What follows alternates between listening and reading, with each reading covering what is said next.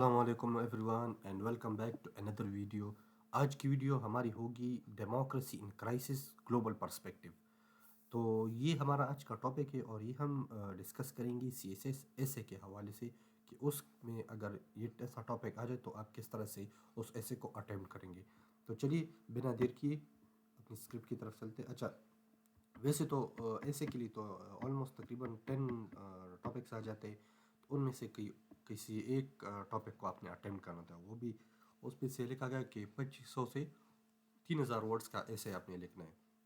تو اگر آپ اس میں سے 2000 سے 2500 کا بھی لکھ لیں, لیکن اگر آپ کی کانٹینٹ اسٹرانگ ہو اور تو وہ آپ کے لیے ہائی اسکورنگ بن سکتا ہے. اس سے 2000 ورڈ سے کم نہیں, 2000 ورڈ سے اوپر 2000 ٹو 2500 ورڈ میکسیمم اگر آپ لکھیں تو یہ بھی کافی ہے. انہوں نے ٹارگیٹ 2500 سے 3000 لکھا ہے. تو کانٹینٹ آپ کا ٹھیک ہو, زیادہ ہو, کانٹینٹ آپ کا ہائی کوالٹی ہو تو آپ ہائی اسکورنگ کر سکتے ہیں ایزیلی.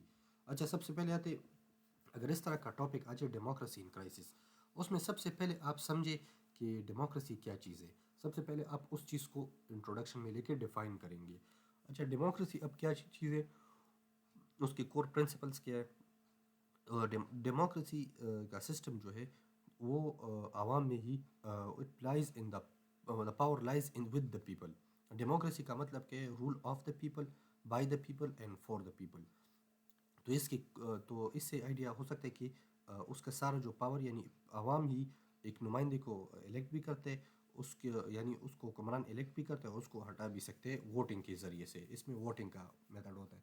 اس کے کور پرنسپلس کیا ہے, وہ ہے free and fair elections, rule of law یعنی شفاف الیکشن, رول آف لا قانون کے مطابق چلنا, rule of law, protection of fundamental rights, basic rights جیسے کہ right to life, right to property, right to vote, اس طرح رائٹ ٹو ہیلتھ, اس طرح کے. اکاؤنٹیبلٹی آف لیڈرشپ, اگر لیڈر کوئی غلطی کرے تو اس کی حساب کتاب ہو, اس سے پوچھ تاچھ ہو.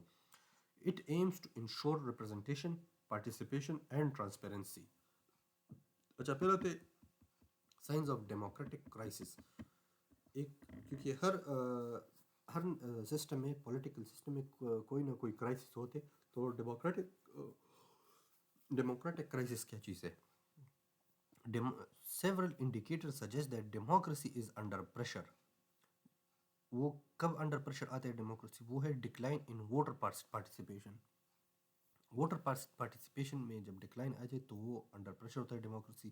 Rise of populist leaders, populist leaders کی رائز ہونا, پاپولسٹ جو عوام کی لیڈر ہو یا اور اس طرح کی لیڈر, ان کی رائز ہونا, تو وہ یا اور نظریے کا رائز جو وہ آتا ہے democracy crisis. Weakening of democratic institution, democratic institution کی ناکامی یا ان کی ویکننگ, ان کی کمزور ہونا, ڈیموکریٹک انسٹیٹیوشن کی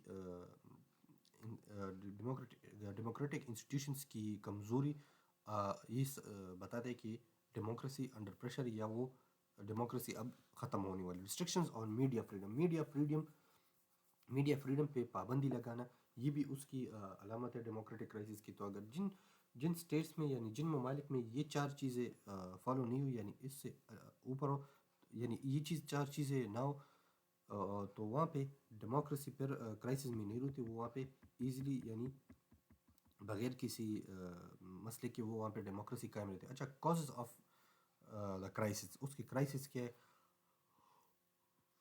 ایک تو ہے رائز آف پاپولزم, وہ اس سے پہلے ہم نے ڈسکس کیا. وہ ہے leaders often appeal to emotions rather than rational policies. تو لیڈر اکثر اوقات ایموشنز پہ کو اپیل کرتے ہیں ریدر دین وہ صحیح پالیسیز کو اپلائی کیے بغیر, یعنی ایموشن کو اپیل کرتے ہیں rather than applying such policies that contribute to the welfare of the state. Economic inequality, growing inequality creates dissatisfaction among citizens. تو انیکویلٹی یعنی انفلیشن ہو گیا, اس طرح سے اور مسائل آتے اکانومی, تو وہ چیزیں عوام کے اندر ایک ڈسسیٹسفیکشن کریٹ کرتی ہے اور اور انیکویلٹی کریٹ کرتی ہے. Institutional weak institutions fail to ensure accountability. اب ویک انسٹیٹیوشنز میں ادارے بھی آ جاتے ہیں. اس میں پارلیمنٹ, اسمبلی, اس طرح سے پھر اور مختلف چیزیں ان انسٹیٹیوشنز میں آ جاتے. Misinformation and media info. Social media has increase the spread of misinformation. تو جھوٹی خبریں پھیلانا میڈیا پہ، اس پہ لیڈنگ یعنی مس لیڈنگ انفارمیشن بتانا، یہ ساری یہ ساری کازز آف ڈیموکریٹک کرائسس ہے. اچھا پھر آتا ہے global perspective. The crisis of democracy is not limited to one region.